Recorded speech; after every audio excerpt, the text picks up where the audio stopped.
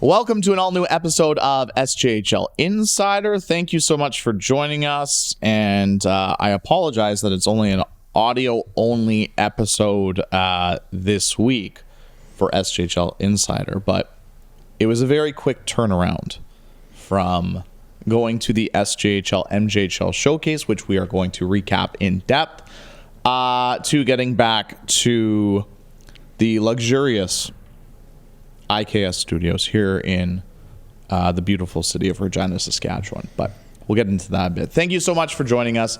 My name is Jeromy Corrigan, Director of Media for the SJHL. And before I bring in my co-host, of course, we have to give a big thank you to all of our sponsors, as always. Because, as I always say, if it wasn't for the sponsors, this show, SJHL Weekly, probably everything else also would not be possible. So a big shout out to Chevrolet, Capital Auto Mall, Canterra Seeds, RBC, SaskTel, SGU, Direct West Saskatchewan Construction Safety Association, who present all of our coaches' interviews, Tourism Saskatchewan, Young's Equipment, and SGI. Thank you so much for all your support, because again, without your support, this wouldn't be possible. And of course, if you're listening and your business wants to be a proud sponsor of SJHL Insider, SJHL Weekly, you can reach out to Director of Marketing and Promotions, Jacob Faith, which you can find his contact information on sjhl.ca. You heard his snicker. Coming in, our co-host for SJHL Insider, Clark Munroe. Clark, how are we doing today? Just wonderful. Reflecting on a great couple of days of hockey, and excited to get into this one because there is a lot to talk about. There hasn't been a game in the actual league this week, but man, there's a lot to talk about. There is. Before we dive into that, big thank you for hosting SJHL Weekly on Monday with Rory McGoran and Jamie Neugebauer. Yeah, it's tons of fun. I'm glad you had fun. Yeah. It went off without a hitch. Great job, as always. Pretty well, I'd say. A little technical difficulties with one of the microphones, but that's okay. As they say in the biz, the show must go on. Yeah. I'm sure you've heard that from time to time. I think that might be the first time I've heard it. No, it's not. You're lying.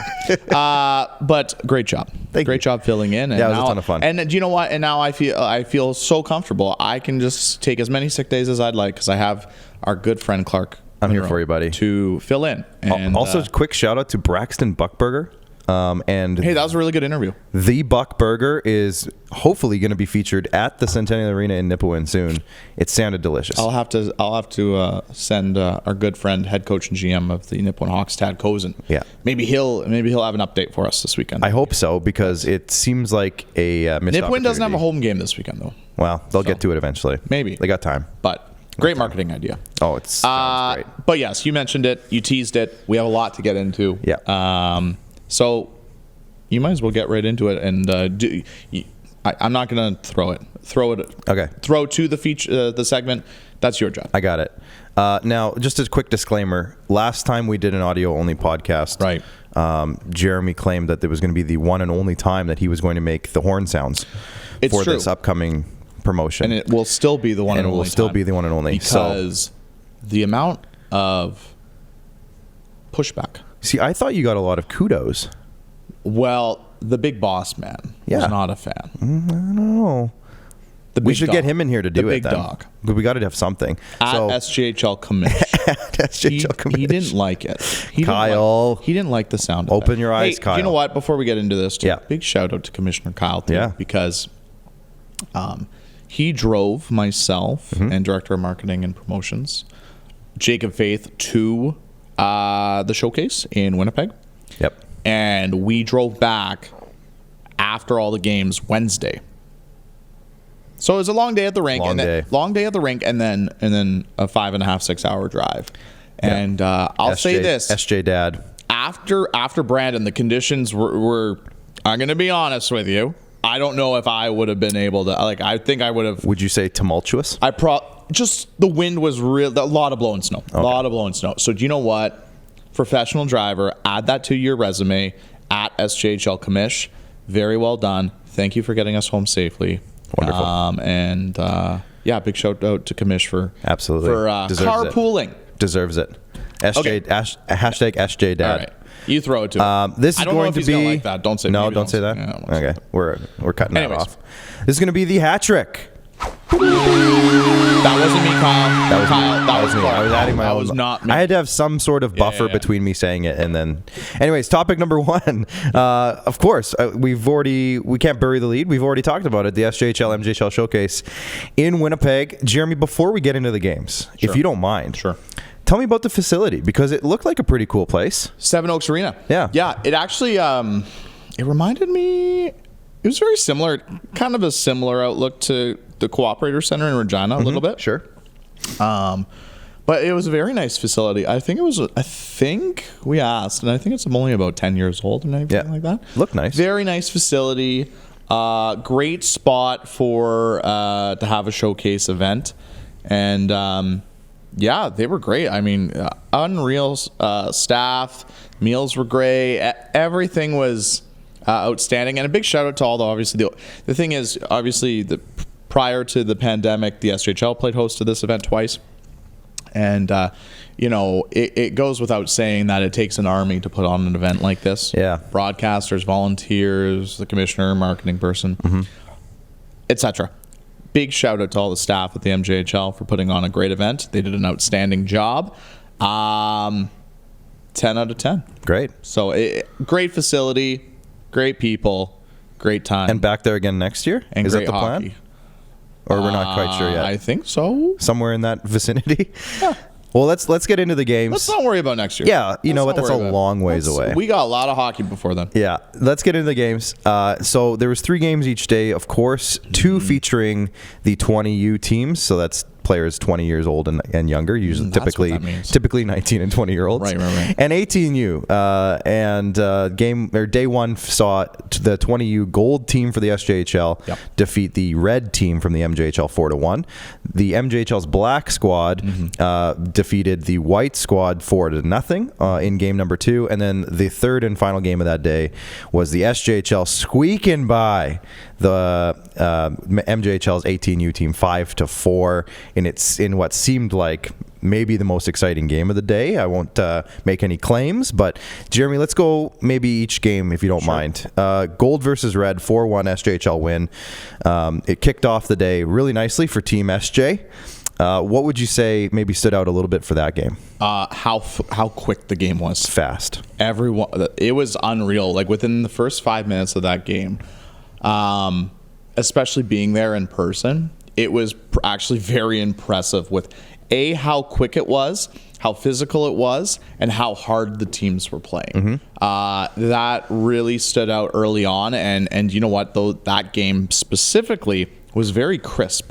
Yeah. Like, I think one thing, and I won't spoil it too much, but when it comes to the Wednesday's action, I think the one thing that helped Team Gold a lot, you mentioned they won this game 4-1, but it's just when you look at that roster, the continuity of that roster, and it showed. It showed when it came to the way that Braden Klamosko and Trevor Blevins rolled out their lines. They kept the number 1 line of Battlefords together. Right. They had all 3 Melfort guys play together up front, forward line. So you have two of your 4 lines. You have teammates. So they're familiar with one another, and you don't have that adjustment period. And then their other 2 lines were players that never played together. Right. You got to remember, these guys only had 1 practice on Monday. Yeah, exactly.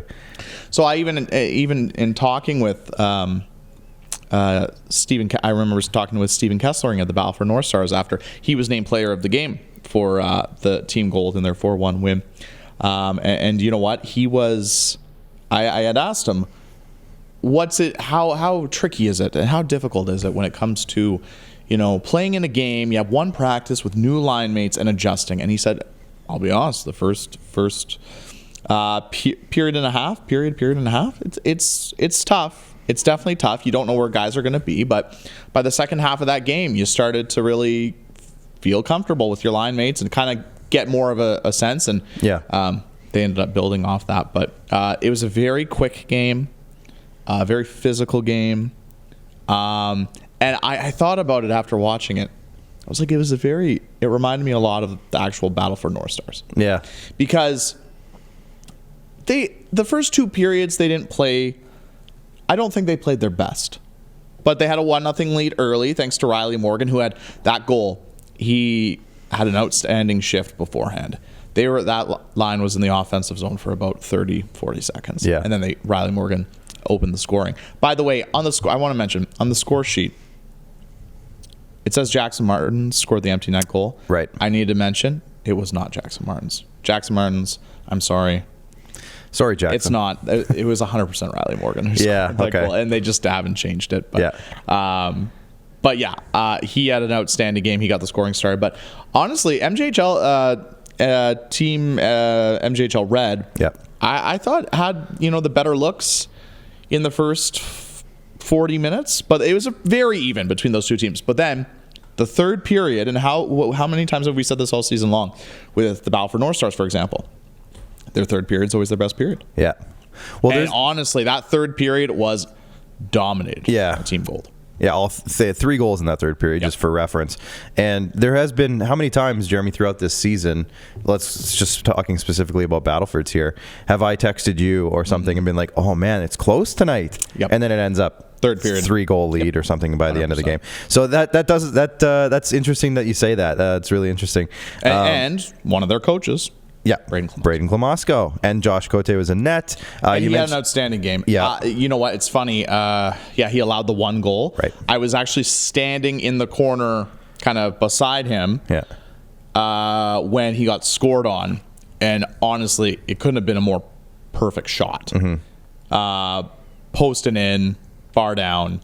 And there was nothing he could have done about it. I mean, he was outstanding in that. Yeah, I saw some people reporting from the event just on Twitter, generally saying that he had a great game and he looked really sharp, really good. So that's good. And we'll get to the other goalie on that team coming up in a little bit here. We got a lot to get into. Game 2 saw the Manitoba Black team defeat the SJHL White squad 4-0.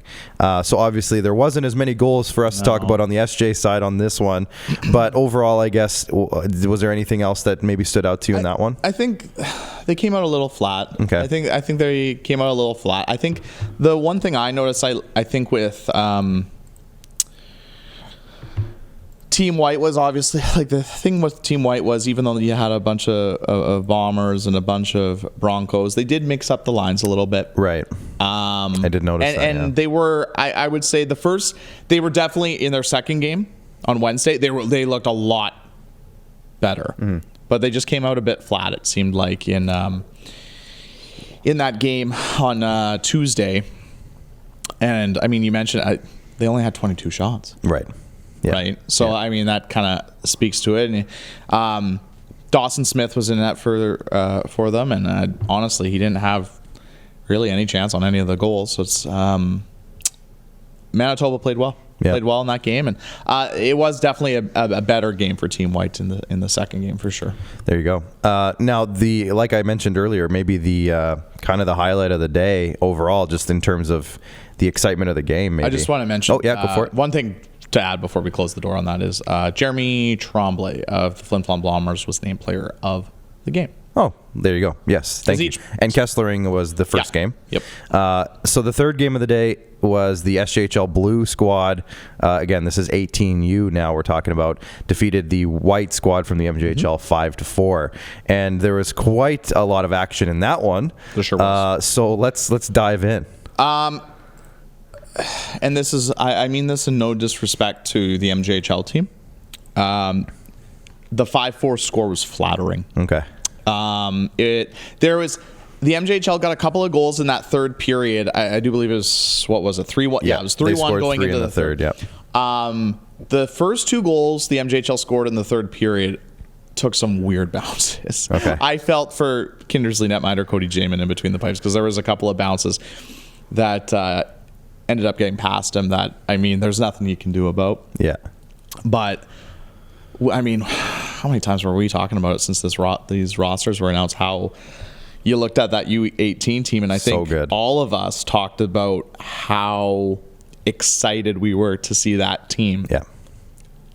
They didn't disappoint. No. They really didn't disappoint. I mean, I'm just running through the score sheet right now.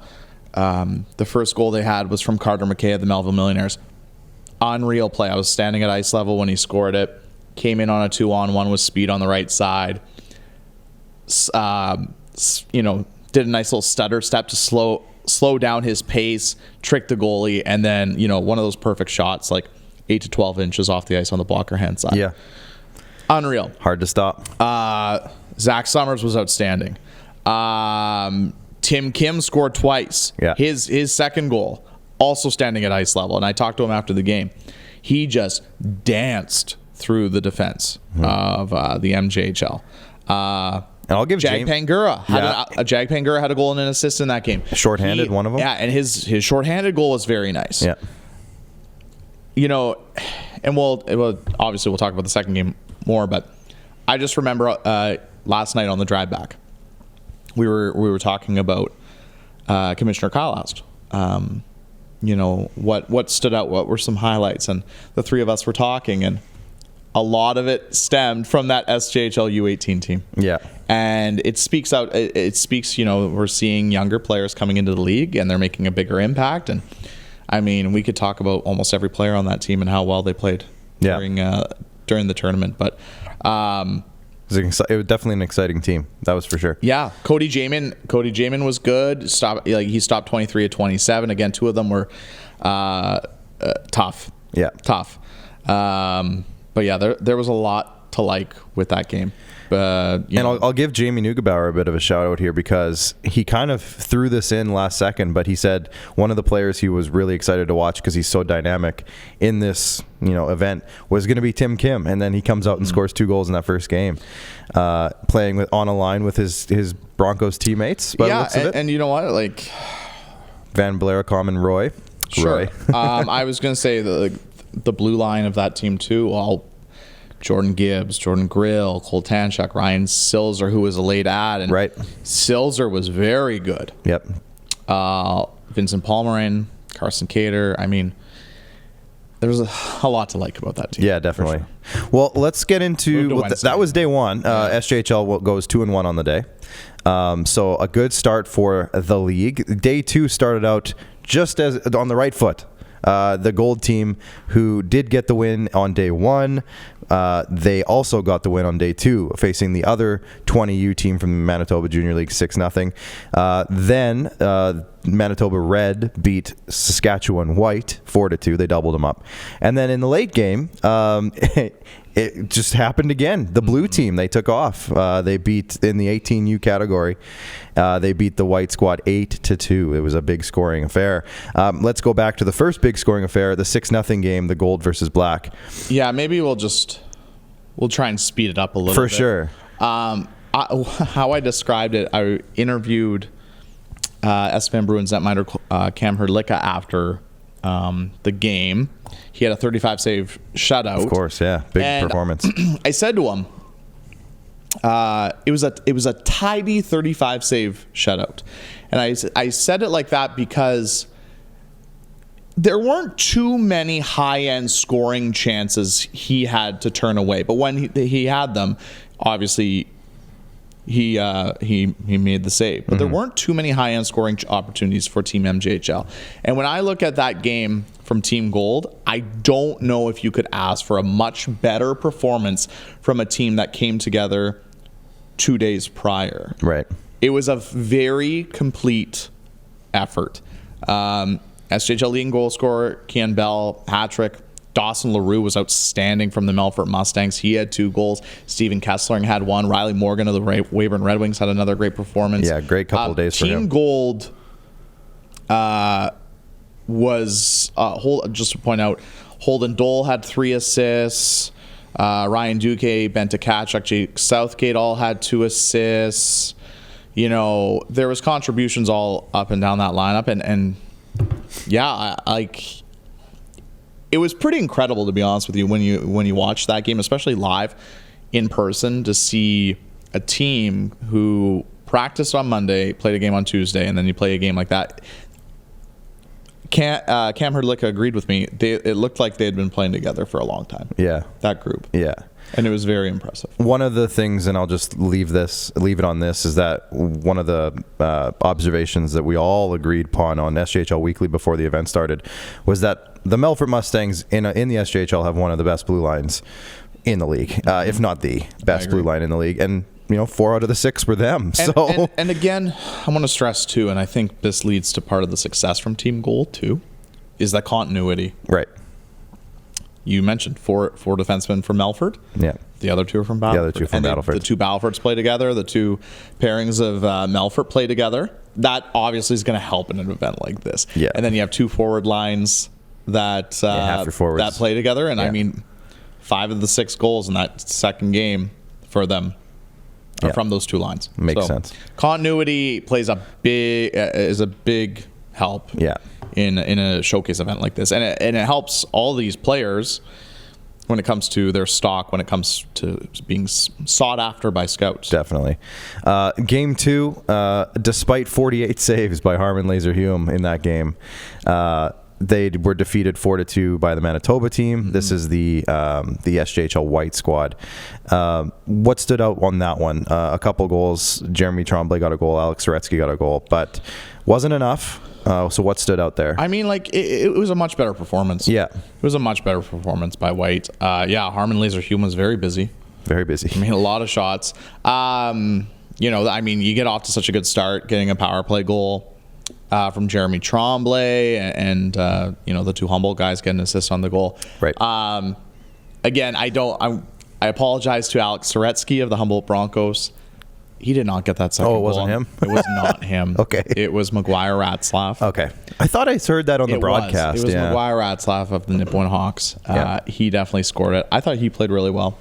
I heard his name a lot watching the broadcast. He played very well. And you know what? This was a much better performance from Team White. But it was I'll say this, very good hockey game. Yep. Very good game. I mean, the MJHL's goalie played very well. I mean, he made 35 saves on that. There was a lot of shots in this game. Mm-hmm. 89 combined shots. Harman Laser-Hume was great. Made 48 saves. It was a much closer game than the first one for Team White, but unfortunately they just couldn't get the result. Player of the game actually went to the shot counters. They were the actual MVPs of that game. I mean, they were busy. No, it was Cage Newens of the Humboldt Broncos who was named player of the game. I should go back. For the first game, it was Kean Bell. First, of course, hat trick. Player of the game. Performance. I mean, there's a lot of players. A lot of players that game. Anyways.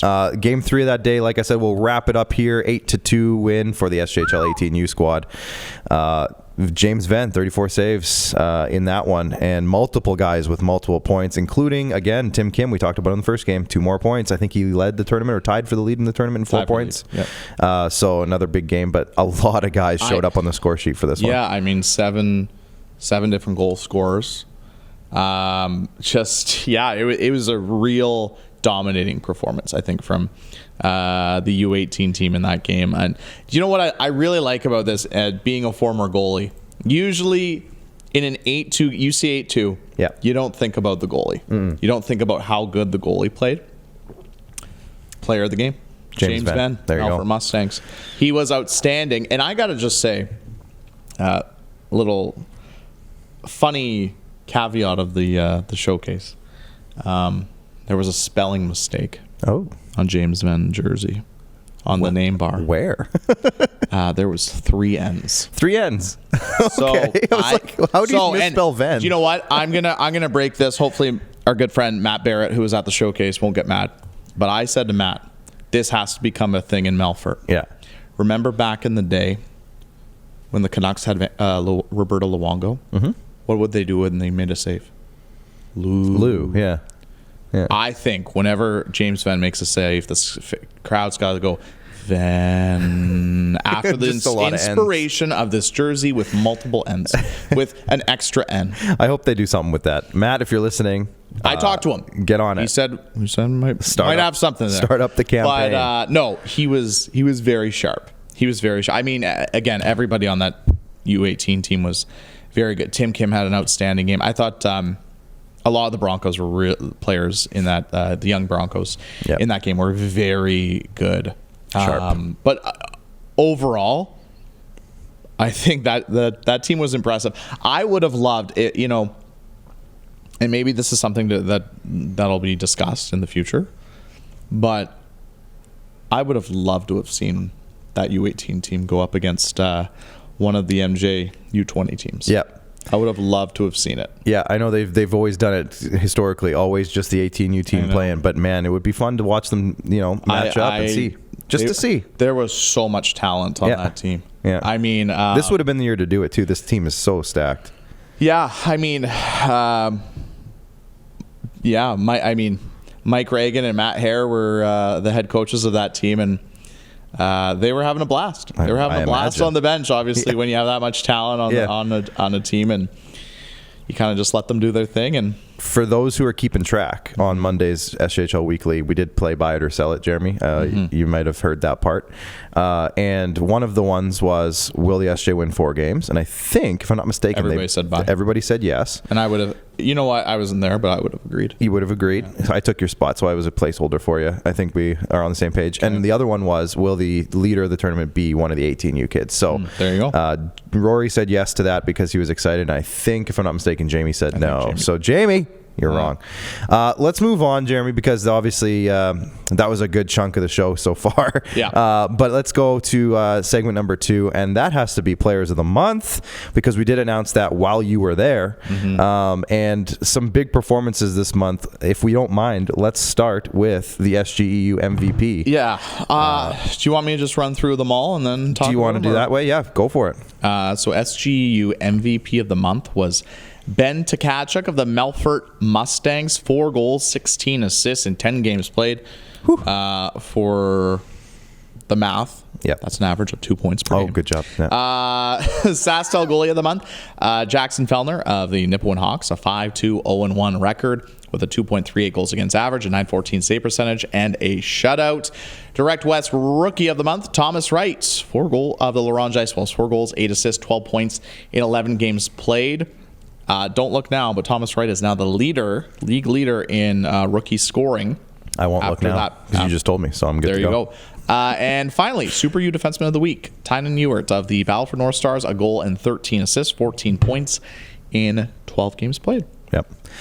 Yeah, a big month for all 4 guys. One thing I will mention, and just again another throwback to Monday's show, talking to Braxton Buckberger, and he was just he was gushing about Jackson Fellner's impact on the team since he joined the Nipawin Hawks. And I think if you ask anybody from the Nipawin area who has been going to games this last month specifically, as they've been so hot, I guess, as an entire team, Jackson Fellner appears to be one of the reasons, a consistent reason why he's been playing very good, and he's been giving them a chance to win every night. And Damon Cunningham too. I mentioned him on the show on Monday, but he's the newcomer there in Nipawin, and he's been playing some good games as well. So Nipawin's getting the goaltending, and they're putting some goals on the other side of the ice, and it's been a good combination for them. I just wanted to give them a shout out. Well, I think we all talked about it at the beginning of the season, was we always knew if the Nipawin Hawks could just allow a few less goals, they would be a very good team. And look at them now. Yeah, they're only a couple points out of 6th place in the standings. And pardon the pun, but the Hawks are soaring right now. Whew. Love it. Just to go back, SGU MVP of the month, Ben Tkachuk. You average 2 points a game in a month. Like that's unbelievable. It's good. And to think about it, 4 goals, 16 assists. And also during that time frame in those 10 games, helping Melfort with to a 6-3 0-1 record in the month. And obviously we talked about the importance for Melfort. They are in that grouping of trying to get home ice advantage in the first round. And it's going to be a race the last month and a half of the season to figure out the playoff positioning for sure. Yeah. And then for Direct West Rookie of the Month, another guy that's part of a team that's in that race too is Laurent, who they've got a big road trip coming up. Big one. Starting this weekend. We'll get to it. But Thomas Wright, 4 goals, 8 assists, 12 points, 11 games played. That's a big boost for them. Yep. Especially with the Laurent Ice Wolves missing a few players due to suspensions. But they're going to have players like Thomas Wright step up and help them if they want to have home ice advantage in the playoffs. Because again, Laurent is right in that mix. In the middle of the standings of where everyone's going to finish in that. And of course, Tynan Ewert's he's outstanding. It's funny because I think what was it a couple weeks ago when he was named Super U Defenseman mid-January. of the Week, we were all shocked that he wasn't Defenseman of the Week before. But that's how good he's been this year. It's like he's been so consistently good.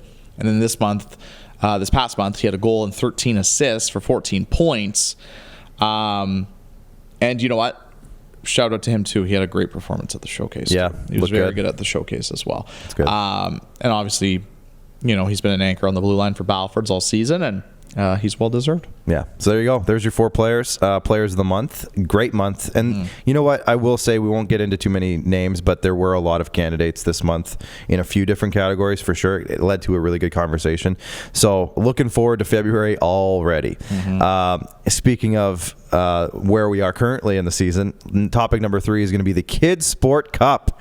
The Sask Energy, of course, goals for Kids Sport. It's a great partnership, and we are one more month ahead since the last time we talked about it. And it's a couple weeks, actually. It's not that long. I was going to say, it's only been like, I think 2.5, 3 weeks. Yeah, I think it was maybe 3 episodes ago that we maybe chatted about it a little bit. But one major development is that we have a new top of the leaderboard. Do you want to talk about the top of the leaderboard? Is it new? Well, new in the sense that we haven't had anybody other than Battleford's at the top for the most of the season. Now we got a tie. But I think you'll see a change. So first off, you can see the full standings. Of the. We're not gonna run through 1 through 12 of the Kids Sport Cup standings. You can view the article at sjhl.ca. We're getting closer and closer to the 1,000th goal. But LaRange and Battleford's tied at the top. 109 goals scored at home. LaRange has played a handful of more home games than Battleford, though. Yeah, 5. We will say that. So that's part of it. But, I mean, when we've done these updates and we've seen Battleford so far ahead, it's like, well, we never thought anybody would be close. But kudos to LaRange. I mean, they've just been pretty consistent. Again, they've been remember how good LaRange has been at home. Yeah, exactly. Now, if I'm doing the math correctly here, Jer, did a quick calculation. I saw you typing. So yeah, you pulled up the calculator. I'm not going to do the math. I mean, I guess it should be pretty easy once you have the number, but I'm not going to do the math. 946 goals scored, so we are very close to the 1,000. So I think we could be seeing that one very soon. Very soon. We will. So there you go. There's the Kids Sport Cup update. And stay tuned. Keep an eye on those home goals, everybody. Yeah. It's coming up quick. We want all the home goals because we're raising money for Kids Sport. Absolutely. And it's a great cause. Because $20 from every home goal goes straight to Kids Sport in Saskatchewan. It does a great job. Now, I guess let's get to the final portion of the show. I guess we're wrapping it up here by looking ahead. And it's not an extremely busy each night type of weekend, but there are games every weekend or every day of the weekend. Every day. So every day going forward. There's a game tonight. Game tonight. So originally on the schedule, there wasn't a game tonight. Yes, Tonight's game is a makeup game from earlier on in the season when there was that snowstorm, and Battleford was down south, and they were supposed to play the Notre Dame Hounds, and unfortunately it couldn't happen because of the roads, because the refs couldn't safely get out to Wilcox. Yes. So as a result, we have a makeup game tonight, 8 o'clock, Duncan McNeil Arena, North Stars, Hounds. And everyone's coming off of the showcase. Talk about an adventure. Yeah. For those 10 Stars players and Braden Klamosko. Because obviously, like you said, they were all at the MJHL Showcase yesterday. So my understanding was they rented they rented a 15-passenger van. Love those. Yeah. And they didn't go all the way back to Battleford's. They got dropped off in Yorkton. They stayed the night, and then they'll meet the rest of the team. Yeah. In Notre Dame for tonight. But yeah, it should be interesting. I mean, like for those Battleford guys, those 10 Battleford's guys will be playing their third game in 3 days. Yeah. A lot of hockey for those guys. And of course, at the same time, there was 3 Notre Dame guys at the showcase as well. So they'll be playing their third game in 3 nights as well, and on the bigger ice surface. So you know what? It'll be an interesting matchup. Of course, remember the last game those 2 teams played there? 9-6. Right. 9-6. I think that classifies as a barn burner. Probably. Have you ever had the debate of what a barn burner actually is? If it's a super low-scoring close game or if it's a really high-scoring game? Correct. Yeah. But we're not going to get it. We're not going to. That's another show. 8 o'clock, Duncan McNeil Arena tonight. There you go. Should be a good game. And then, there's only There's only two games on Friday. Yeah, that kicks off the weekend, and then a kind of a slower Friday, like you said. But do you know what? So the interesting thing is with February, what I looked at is looking at this month is you're not seeing many 5-6 game nights, but you are consistently seeing games almost every night. Right, they just kind of more consistently. So Friday, there's only 2 games. Right. It's only 2 games. L'Orange kicks off 4 games in 5 nights in Weyburn against the Red Wings. Should be a great game. Yeah. And Melville, especially both of them playing great. And Melville is visiting Humboldt. Then on Saturday, L'Orange will head to Melville to continue their road trip, take on the Mills. Yorkton at Weyburn. And if Yorkton wants to get in the back in the playoff race, that's going to be a very important game for them. Huge game. And then you have Melfort at Battleford. And I think when you're looking at this weekend schedule, that's probably the game of the weekend. Pretty close. Yeah. And or the other one could be Nipawin at Flin Flon Saturday night. The Team Gold face-off on Saturday night. Well, that's what we were joking about that at the showcase. The Team Gold Showdown. Yeah. Saturday nights at the ACC. Yeah. And then on Sunday, we have an afternoon game. Do you define 4 p.m. as an afternoon? Well, I think evening would probably kick off around there, but I would say 5 is evening. So I would say it's an afternoon game. I would too. That bleeds into the evening. 4 o'clock is always the interesting one. It's like some people say that's technically the evening, and some people say that's the afternoon. I think technically speaking, I'm on the afternoon side still. Yeah. Anyways, Melfort finishes up their quick little 2-game road trip in Kindersley to take on the Clippers. Mm-hmm. But to add to my point about there being games every night, we have a Monday. There's a Monday game. What? I mentioned L'Orange is doing 4 games in 5 nights. Well, they're playing Friday, Saturday. L'Orange. Oh my God. I'm just looking at this now. They're playing Friday, Saturday. Oh my God. Have Sunday off. Yeah. Then they play in Wilcox on Monday. Was this a makeup game too? No? Same. This was the way it was in the schedule. Jeepers. Well, all right. A rare Monday night hockey in the SJHL. You love it. You love to see it. Might have to go to that. Yeah. So anyways, what's your I ask you this every week, but what's your game of the weekend? Yeah, there's the one for sure, Melfort Battlefords. I mean, that's going to be the spectacle game, I would think. But the one I really want to see, because of how you mentioned it, Yorkton's importance of that game they have against Weyburn on Saturday night. I just think there's a lot riding on that game, and I think Weyburn too, in a sense, they want to put a stamp on some stuff too. So I would say that game, I think I'm going to actually tune in for sure. That's going to be my go-to game this weekend. I'm going to go with Nipawin and Flin Flon. Yes. I don't want to take the obvious answer with Melfort Battleford. Yeah, that's fair. I think Nipawin and Flin Flon is going to be a really good one. And, Flin Flon had a lot of guys at the showcase too. And, Nipawin had a couple of guys at the showcase. But, obviously Nipawin, they're surging. Mm-hmm. That'll be one of their games in hand on Estevan. Yeah, and it's an important one for them to, again, send a little bit more message. The more messages they send, the better, I think. Regardless. Now's the time.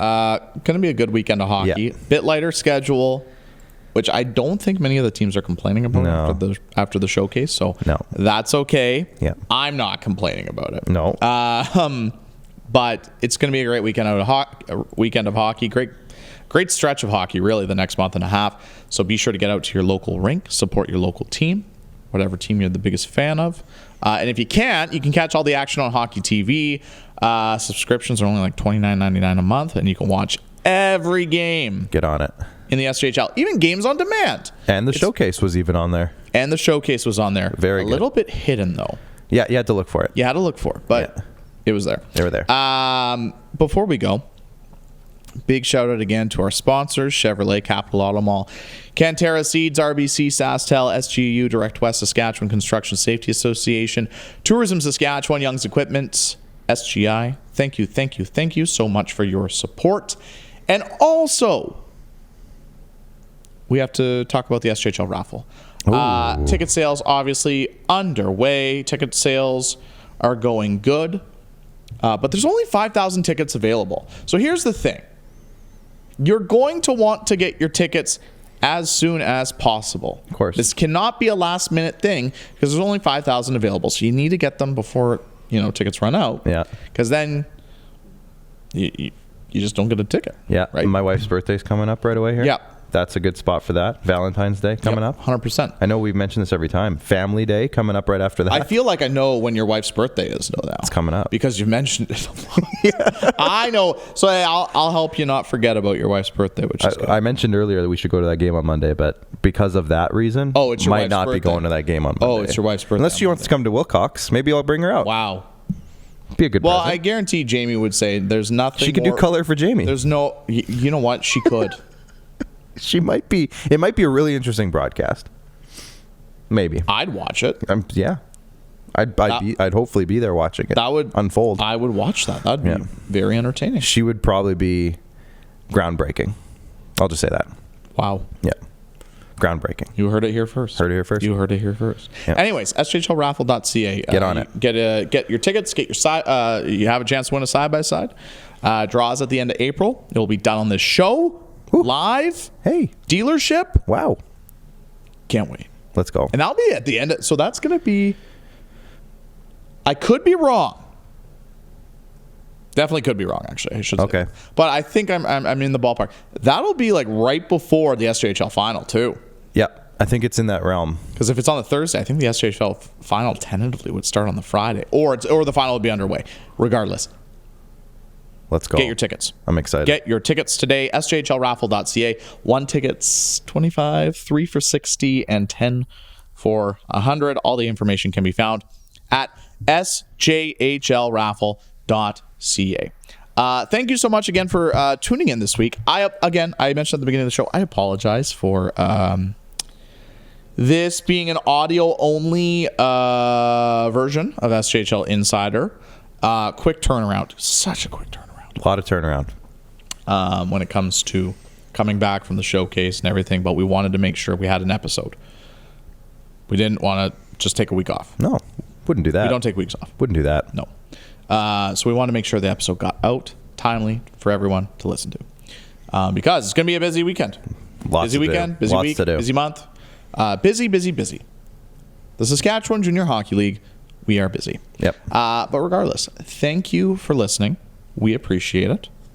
And most importantly, enjoy the games this weekend, everyone.